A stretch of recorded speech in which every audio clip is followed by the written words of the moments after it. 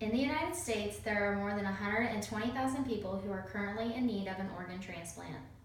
Every day, about 22 people die from waiting on a transplant list for the organ they need. Did you know that one person can donate over 8 organs? There are many benefits of organ donation. For my credibility, I have chosen to use organdonor.gov, AmericanTransplantFoundation.org, and a few others that are reliable sources.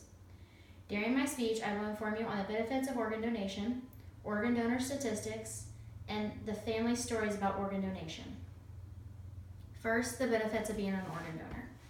According to dying.lovetoknow.com/the benefits of organ donating, there are 5 major benefits of organ donation that include helping the grieving families, a new lease on life, better quality of life, cost-effective, and social responsibility.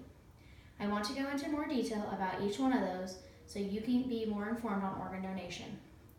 When a loved one has died, there is a great amount of grief we feel as humans, but knowing our organs can potentially save someone else's life, we can find peace with this. A new lease on life can mean a second chance for someone. Those who are on a kidney dialysis and on a kidney transplant list know that if they receive a new kidney, they will have a better quality of life. Looking at the cost of transplants can be cheaper than living a life on medicine and medical care. The last one I mentioned, social responsibility, is when we feel an obligation when we say yes to organ donation because they know we can be the ones saving a life. One organ donor can benefit multiple people by donating their heart, lungs, liver, pancreas, kidneys, intestines, eyes, tissues, heart valves, and even veins. Next, I will talk about the statistics of organ donation. According to organ donation statistics, about 95% of adults in the United States support organ donation, but only 48% are actually signed up as donors. Approximately every 10 minutes, another person is added to the waiting list, according to www.organdonor.gov/statistics. In addition, the number of people who donate is higher for those who are deceased rather than living. The people who are deceased that donate organs do so at a rate of 4 out of 5, but versus the ones who are alive at a ratio of 1 to 5. According to www.organdonor.gov/statistics, in 2015, there were 30,970 transplants performed, and that is said to be the first year has exceeded over 30,000 organ transplants. Only 3 in 1,000 can actually become donors when they die, says how organ donation works. In data from the Midwest Transplant Network from October of 2015 through September 30th of 2016, there were 406 heart valve donors, 798 skin donors, and 584 eye donors. Lastly, I will share with you the stories from families on how organ donation impacted them. One of the benefits is hearing the stories about organ donation and how families deal with the death of a loved one. The grieving process is said to be easier on the families giving their loved one's organs to someone who's in desperate need of them. A family who lost their 14-month-old son from a drowning incident found comfort in donating his organs to help other people.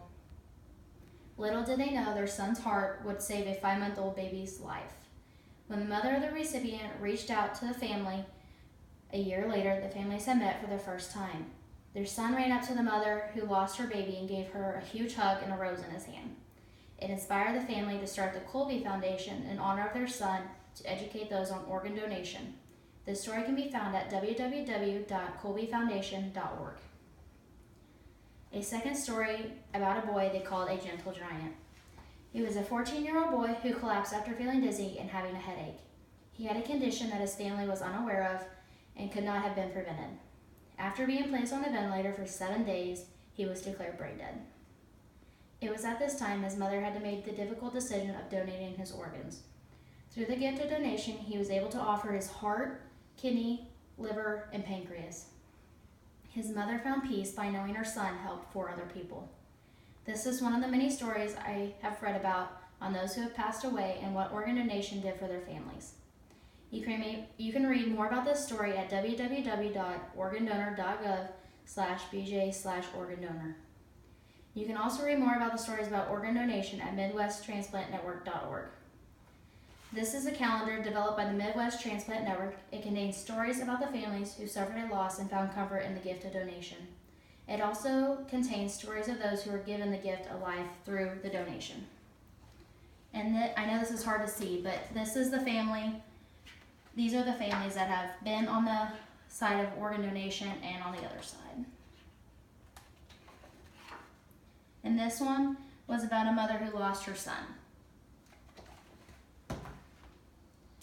Now you know the benefits of being an organ donor, statistics on organ donation, and the stories the families shared with about the impact organ donation had on them. The unfortunate story I told you about the 14-year-old boy who was able to give the gift of life to others suffered a brain hemorrhage that was between an artery and a vein. He was 14 and had a football career ahead of him and was taken too soon. His mother knew that organ donation could save lives, and she did what she thought her son would want. If organ donation is something you consider, make sure you talk to your family about your wishes. Thank you for taking time to listen to my speech.